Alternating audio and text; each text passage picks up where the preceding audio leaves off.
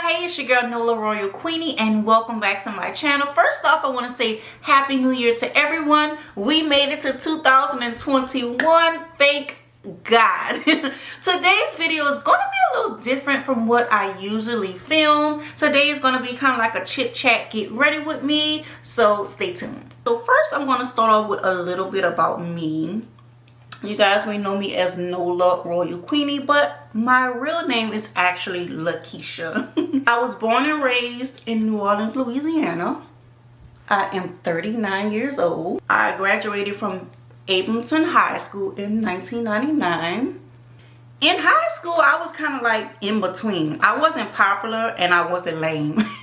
Like, I hate to say it like that. Like I pretty much was friends with everybody. I didn't really pick a side of who to hang with, you know?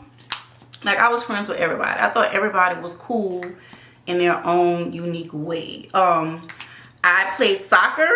I wasn't really good at it, honestly. I just did it just to stay busy. But I shortly had to get a job. You know, it is what it is. In New Orleans, there's not many opportunities. You know, my mom was raising me and my brother and I on her own. So my junior year, I decided to get a job to kind of like help my mom out. In high school, I was in the choir. I really like to sing. That's something a lot of people don't know about me. Now, I'm no Beyonce, okay? I can sing with the choir, but I'm no Beyonce. But I like to sing. I come from a musical family. Throughout my childhood, like, I made a few dumb mistakes, honestly. I'm not gonna lie. Like, I had a wave of time where I was kind of like hanging with the wrong people, you know, chilling in the wrong places. I had a moment, you know, of that, honestly. But it really was short-lived. In high school, I met my high school sweetheart. So I kind of like chilled a little bit. You know, when you're in a relationship in high school, like, it's different. I was very, very responsible at an early age. Very responsible. Like, I kind of like at that point in high school, I pretty much knew what I wanted in life and what I didn't want in life, you know? Growing up in New Orleans, you pretty much know what you don't want and where you don't want to be at or end up at. And that was the goal, is to not end up there, you know? So, a lot of things you guys may not know about me is I have several talents. I am an actor, and I always wanted to be an actor ever since I was a little girl. Like, I used to love watching TV, watching Lady Sings the Blues, Mahogany, like all of the classics. And I just used to look in the mirror and pretend to, you know, be those people. I used to like repeat the lines in the mirror and stuff like that.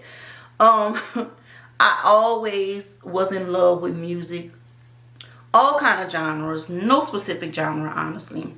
I think that kind of like made me well-rounded when it comes to like my career now, honestly. So yeah, I knew early on what I want to be in life. Now, did I pursue that initially? No. When I graduated from high school, I graduated from high school at 17 years old. I also got an apartment when I was 17 years old. Yeah, I moved pretty fast. My major initially was performing arts. Performing arts, because I just knew I want to be a star. But, you know, in New Orleans, just like any other city, like, you know, you have to really be honest with yourself. Back then when I grew up and when I graduated from high school in 1999, the film industry wasn't really popping in New Orleans. So, like, yeah, I loved everything about acting, you know, singing and yada, yada, yada. I had to really be honest with myself. Like, you know, will I really make money? Is this a career that I want to do? So yeah, so I changed my major very early on. Yeah, I literally opened up the catalog. I went to Delgado Community College. And that's a long story. I was all in love and stuff, and I didn't want to go off to college. Like, at first I wanted to go live on a dorm, you know, have this college life. I want to go to UNO. And y'all, I fell in love and stuff, and I'm like, I don't want to leave him. Yeah, I know, crazy, right? So I went to Delgado, and yeah, so I changed my major. Oh my God, I changed my major, and that's when all of the confusion started. So I changed my major to surgical tech. Like, I literally opened up the catalog and I was like, all right, what's gonna make money? You heard me? Just what's gonna make money. So I saw surgical tech. I was like, I could do that, you know, cool. Y'all, so first I had to get a certification as an EMT. Yeah. Before I got my surgical tech certification, which is weird. Y'all, I had my internship early on. It's weird. Like, so y'all, I literally watched a little person get a hip replacement. Y'all, I could have passed out when I saw that blood. Yeah, I knew then that I wasn't going to be in the medical field. That's a wrap. So I literally had to be honest with myself. Like, what are you really good at? Like, what are you really, really, really, really good at? I was always good at, like, business. You know, anything surrounding around business, like, I'm the girl. I was always super organized. You know, very well planned out. You know, I would literally... I could plan out my life, your sister life, your brother life. I was always really responsible and smart. I'm gonna just say it. I was smart at an early age. So I changed my major to business. During that time, I got pregnant. Yeah, I just got my apartment. I had asked my high school sweetheart to move in with me. You know what happens when y'all shack up. And I found out I was pregnant. So then I was like, oh my God, I gotta hurry up and get a certification or something. I was like, at that time I was working literally 2 jobs and going to school. I was working at McDonald's. I was working at Rally's. McDonald's and Marriott are one of those 2. So I was like, what am I gonna do? I have to hurry up and get something before my baby comes. I enrolled in, back then it was Bryan College. And it was like a 6-7 month program in medical insurance billing and coding, and I liked it. I'm not gonna say nothing was wrong. It was pretty cool, pretty easy, you know, straight to the point. I was like, I could do this. Medical billing and coding, I could do this. And back then, like, and I'm pretty sure now too, it was it. That's where the money was. So when it was time for my internship, I was supposed to do my internship at Charity Hospital. That's where all the ghetto babies born. And that was my plan. Like, to work at Charity Hospital. My baby gonna come. Everything is gonna be amazing. Yeah, no. So, y'all, Charity Hospital ended up having a freeze on hiring. And, like, I literally... My teacher at Bryan College, she worked at Charity, and, like, she was like, yes, you know, this is it. I'm gonna get you in. Y'all, they had a freeze on hiring, and I was so hurt. So yeah, that happened. And so my baby came, and y'all, I got the bug. Like, I got the bug. My daughter was born in 2001. Around 2002, that's when the 2001, 2002, that's when the movie industry started to boom in New Orleans. Y'all, like, it was just like perfect timing. And around that same time, I started getting into brand ambassador gigs. So I started working as a brand ambassador for different brands. You name it, I was repping it back in the day.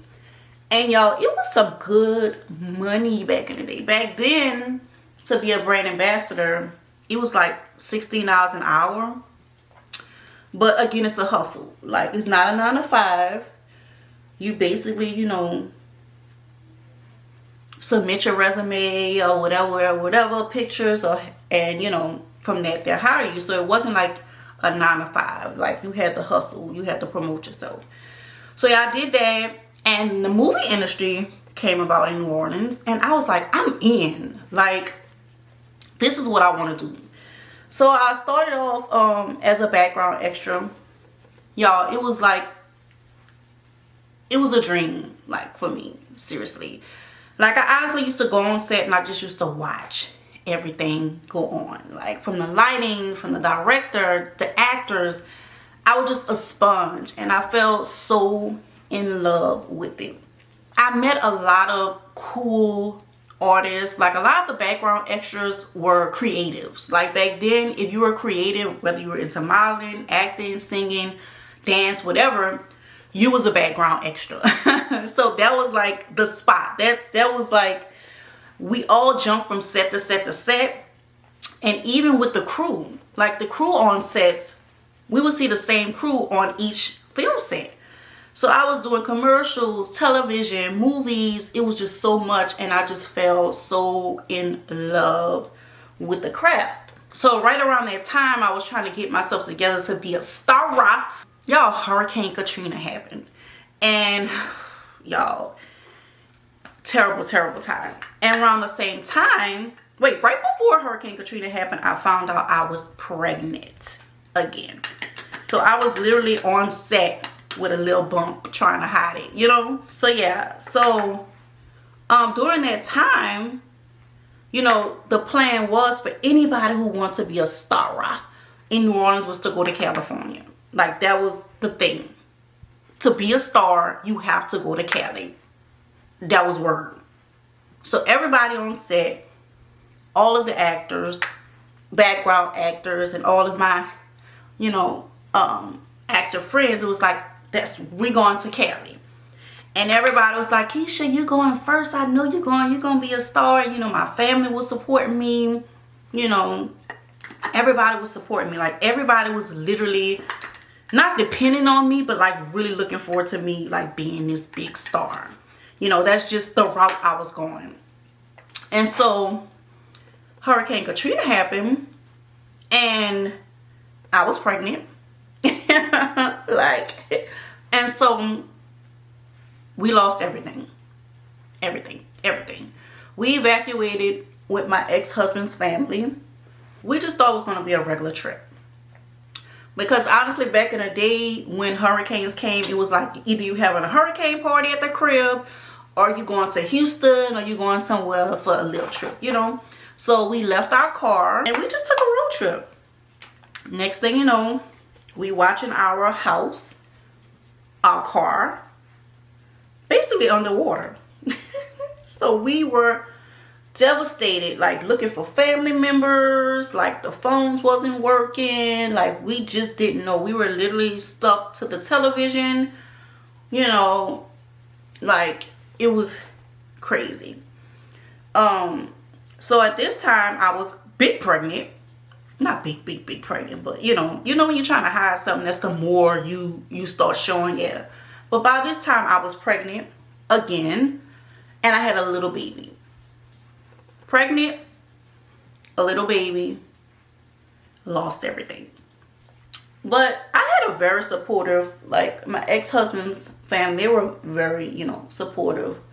Like, I'm not saying that I was alone in it. Like, I'm super appreciative for everything, because like I don't know what me and my ex-husband would have did. So yeah, so that happened. Like a lot of my family members, they went through depression, you know, it was just a lot of things that went on during that time. So yeah, we had to really, you know, keep in our prayers during that time. So yeah, so me, I always had to have a master plan, you know, like I was like, we gotta shake back, something gotta happen. Like, you know, it's clear we can't go home. So I started doing my research and, you know, getting online. I was going to the library every day. I was going to the unemployment office. Like, every single day I had a plan. So I ran across this flyer about a church that was helping evacuees relocate to other cities. So my plan was always to go to Cali, and my ex-husband, he wanted to be a sound engineer. those two opportunities wasn't available in Louisiana, clearly. So I was like, this is a perfect opportunity for us to change our lives for the better, you know. So I went to the church, I applied, and California was on the list. Van Nuys, California actually was on the list.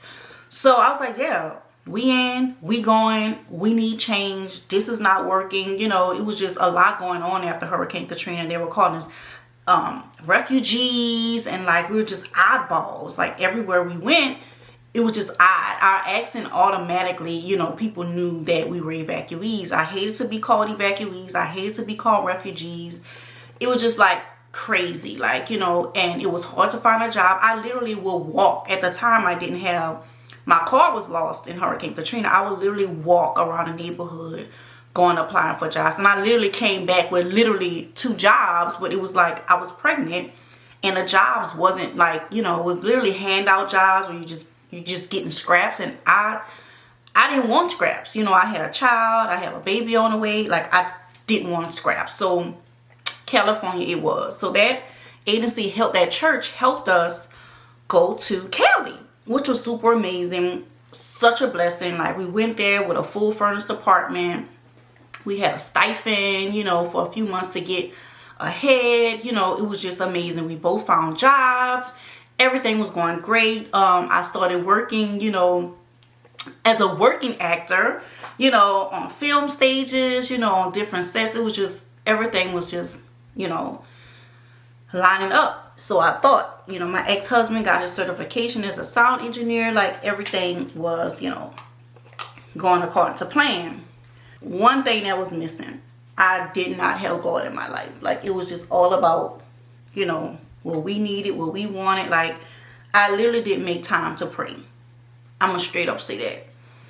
So a lot of things was going on. I got in a relationship at an very early age, and he was young too. We didn't know how to have a relationship, raise kids, and blah blah. We were young, you know. So my marriage was kind of like on the rocks. So we came back home. Honestly, straight up, it was very expensive to live in Cali. Like very expensive to live in Cali. Very expensive to live in Cali on the money we was making. And we just got so homesick. And around that time, the movie industry was kind of like picking back up again. You know, so it was like, okay, it may be time to kind of, you know, go home. And I got booked on a film set in Baton Rouge. And so I flew back first. I flew back with my kids, and my ex-husband drove our car back. Anyway, so that happened, and shortly after, my marriage ended.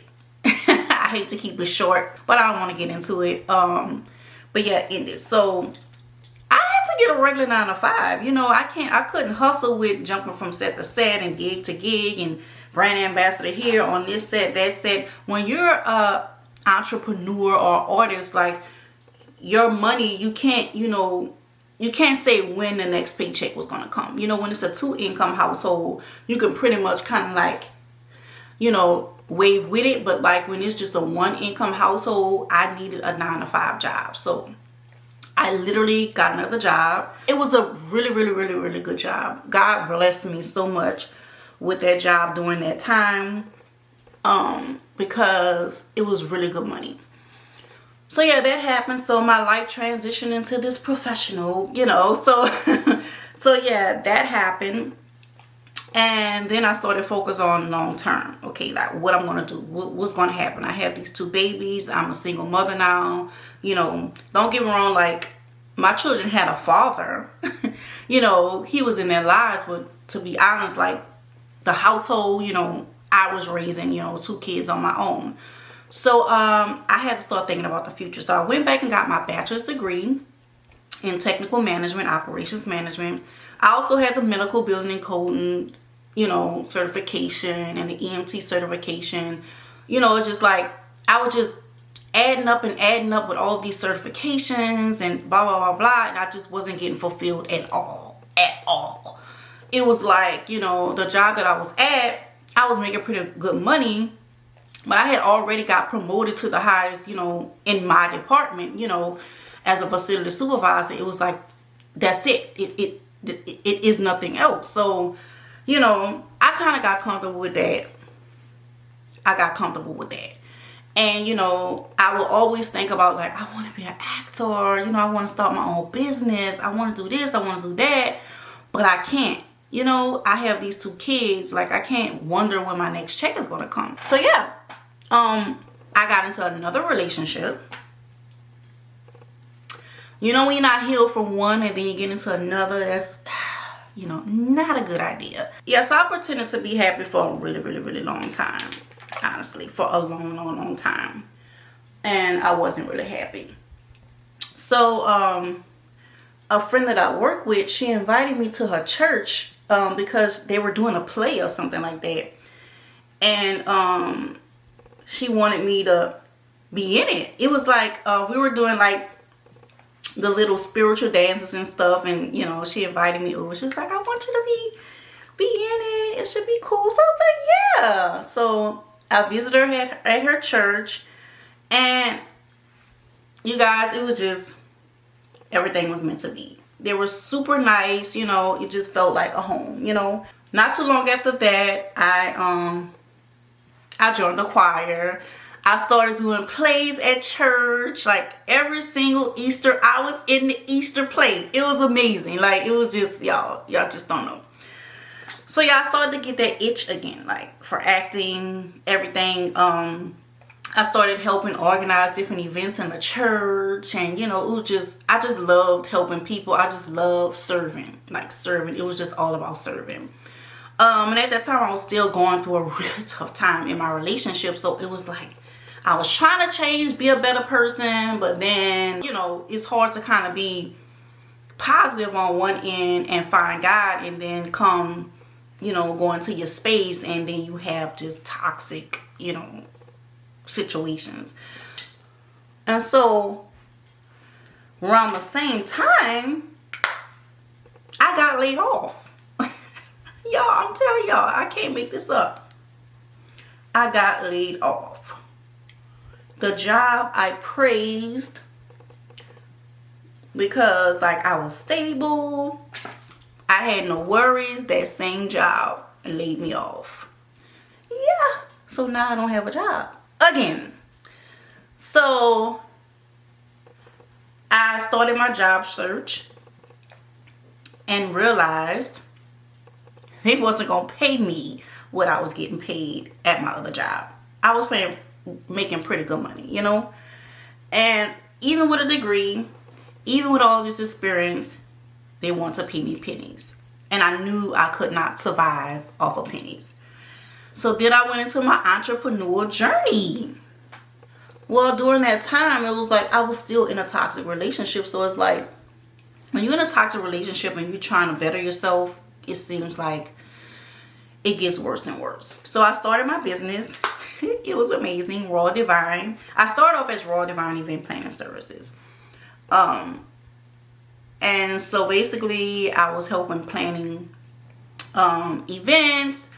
I was working funerals. I was doing like everything. Anything related to events, I was there. And so I started doing more brand ambassador services at special events, and that kind of like was my niche. So that happened. And that was in Lafayette, Louisiana. I was still in Lafayette, Louisiana at the time. Because when I came back home, I didn't go back to New Orleans. So yeah, so all of that happened. Y'all, starting a business is really hard. Like, you don't know when your next dollar gonna come in. So it got really, really, really difficult for me. So I was like, I'm just going back home. I'm about to leave this toxic relationship. I'm going back to New Orleans. And then I found out about, a friend told me about Uber and Lyft. And she had been doing it, and she was doing pretty well at it. And I was like, well, I want to try it. I had just got a new car at that time, right before I got laid off. And I was like, you know, I got a new car, you know, I can do it. And it was weird because, like, honestly, it's really not always safe for a young lady to be driving all hours of the night anywhere, you know, let alone New Orleans. So, like, I was very fearful. But, like, I had 2 kids. I had bills to keep up with. You know, it wasn't like, you know, my business was making all this money. So I started driving Uber and Lyft. Y'all, I was killing it. Y'all, I got kind of obsessed at a certain point because I was making so much money, but like it helped me run a business. You know, I still was able to like audition, you know, work on my craft, be home for my family whenever I needed to be, you know, focus on my kids. Like it was just the flexibility, you know, to like go out and drive, cash out at the end of the day, pay a bill, like it was literally just perfect. But then it started to literally tear up my car. So it's like I would make money and then I'll go back in my car, make money, then go back in my car. So I started to, at this time I was still doing a lot of events. The brand ambassador thing kind of like started to kind of like pick up. I started to get a little name for myself in the brand ambassador community. And so I was booking, you know, a lot of jobs, and I was back on set. So doing a lot of stand-in and stuff. So it was weighing out. So I was kind of like trying, you know, not to drive as much anymore, but like it was always something that I needed. And then I started traveling a lot more. So with traveling and driving Uber and Lyft, I had the, you know, flexibility to like literally travel. You know, I went to Paris, I went to New York, you know, I went to Cuba. I was just traveling. Like, you know, Uber and Lyft like gave me the flexibility to literally do what I want to do. Around that time, I connected back with a friend, which I met him around the same time I met my toxic relationship, and we worked at the same building, and we both got laid off. And so he was a really good friend for like over 13 years. Like we both kind of went through hell in our relationships, and we always just, you know, kept each other positive, you know, but it was just that, like, you know, a friendship. So around that time, you know, we kind of reconnected, you know, and stuff like that. And like, I don't know what happened. Like, you know, we hit it off. You know, it's not like we were strangers, you know. And at the time it was crazy because I really didn't want to be in a relationship. I wanted to just like, because I had so much going on with my life, and I wasn't like, you know, comfortable with where I was at in my life. You know, I had so many dreams of, you know, what I want to do and what I want to be before I got in a relationship. So yeah, I was just literally like, honestly, just dating. You know, I had friends and I was comfortable with that, like, honestly. But, you know, God was like, you know, you have this good man right here. You know, he's supportive, he understands you, he knows everything about you. Like, we kind of started, you know, conversing and, you know, hanging out, and next thing you know, I was in a relationship. Anyway, so it was amazing. And, you know, God was like, you know what, Keisha, you know, you have to literally settle yourself down. Like, you're getting, like, you're not a young whippersnapper anymore. Like, you know, when God is putting these good people in your life, you can't, like, turn away from them because you don't think you're ready. You know, it's just not fair. I didn't want to be the type of girlfriend or the type of person that just didn't spend time and didn't ignore everything I do. I put on 100% into, and that's what I want to do in this relationship. So yeah, so then I started focusing like a little more on my brand as an influencer, but like I want to be really authentic. You know, I didn't want to do what other people were doing, and although natural hair was a trend, it had already been done. It was kind of on a wave to kind of like, but I'm like, I still want to do it. So I started making natural hair videos. Honestly, when you're doing natural hair videos, people don't understand, like, this is your own coins. You know, the products that you're using, nobody is buying it for you. You're buying it. So every week I did a hair tutorial using my money. So so yeah, I did that for quite some time, and I wasn't really getting any traction on my videos, honestly. It was just like me and a few other people watching. You know, that's normal when you're starting a YouTube channel. It takes a while for you to really have any type of you know, traction when you're starting a YouTube channel. So I was fine with that. But I wanted to do so much more. You know, I had so much more content that I wanted to do, but it was like, you know, all of the gurus were saying like, don't jump around, you know, stick to your niche. And I'm like, oh my God, I'm busting out the seams, you know, to do more. And so, you guys, I was doing so much of free content for brands that it was starting to get overwhelming. It's like, you know, it was just like so much. So I started to really reevaluate what I was doing. And I realized that like my time is valuable. I can't just be doing stuff just to do it. So yeah, I started to really evaluate where I was putting my time at. And I was like, you know what? I'm going to invest in myself. I'm going to buy a camera, you know, lights. Like I have to promote myself and market myself in a professional manner because I need to start getting these paid partnerships. That's the only way it's going to really happen right now in a pandemic. So so that's what I did. I invested in myself. I got a new camera, you know, lights, fancy editing software, and I am ready for this entrepreneur digital influencer game. Game is what it is. I soon realized that, you know, there are brands that really don't care about you as an influencer, straight up. There are brands who are very sincere, who really do care about you as a person, but then there are a lot of them that just don't. Again, my content was geared around, you know, natural hair care products, specifically black natural hair products. And then I transitioned into beauty. I basically started to kind of experiment with the things I love to be more authentic. Because for one, I was spending a lot of money on hair care products, you know, giving hair tutorials every week. That was literally tearing up my hair. Like it was like my hair could not get a break. And then there were brands that were literally taking my content, which if I do a full-blown tutorial for you for something that I love, like I do this thing, like I give away freebies just to let you know what I could do, you know. And you know, a lot of brands in return would, like, you know, they'll repost it, they'll tag you, you know, sometimes they'll reach out and say, hey, we want to work with you, yada yada yada. But it came to a point where there were brands who were literally using my content and I didn't even know it. Like I would end up on a website, you know, I would end up on a sponsored post where they're making money and I have no idea, you know, that I'm even in a sponsored post.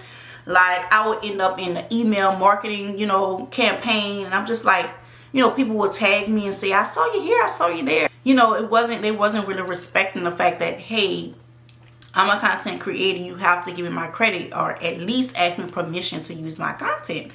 So a lot of that was happening, and a lot of brands were reaching out and wanting to give me free product for content. And it's like, you know, like my bills can't get paid off of that. And when you're a nano influencer, like you really have to start off with a lot of freebies to get your, you know, momentum going. That's understood. I've been there, done that for a long time. So yeah, I will see myself in sponsored posts. And if you guys know sponsored posts, when they run an ad, they're basically making money off that ad. You know, people click, buy, yada, yada, yada. So seeing my face is just like, without even having a respectable tag or mention, is just rude. So yeah, I was still creating content around, you know, my favorite hair care brands, trying out new hair care lines, trying out my fave hair care lines. And so every week I would just build content around, you know, that. But what I found was that it was literally, you know, doing a number on my hair, because I'm actually a test dummy. My hair is actually a test dummy. It really took a toll on my hair. So I started to like thinking like, is this really, you know, beneficial to you? Your hair is your moneymaker. Like, you know, are you going to keep damaging your hair every single week, you know, talking about products, and these brands aren't even, you know, recognizing you. They aren't even respecting you, you know, with your content, not asking your permission to use your content. I mean, you all up on the website, all up in the video, like, you know, and, you know, they don't even give you their respect. I've even had brands that literally will reach out to me and say, hey, we love your content. You're amazing. Can we use it? And I'm like, sure. And they do, and they, you know, repost it, and like, there's no mention of me.